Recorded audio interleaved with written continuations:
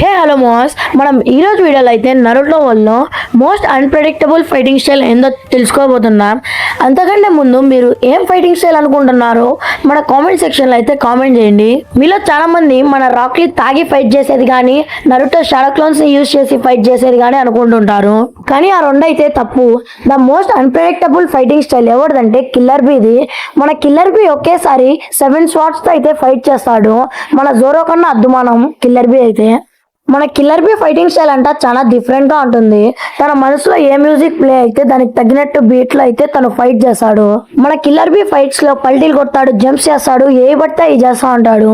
Killer be moments ని మన Sasuke తన మాంగిక్యూ షారింగన్ తో కూడా సెన్స్ చేయలేకపోయాడు.